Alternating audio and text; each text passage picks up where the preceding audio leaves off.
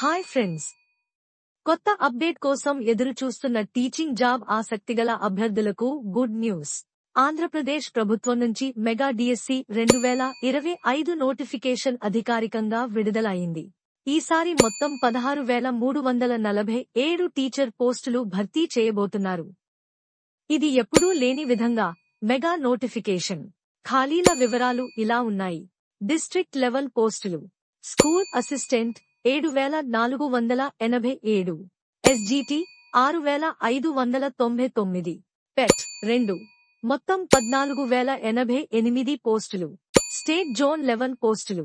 Principal 52, TGT 273, TGT 1,718, PD 13, పెట్ 172, మొత్తం 2,259 పోస్టులు.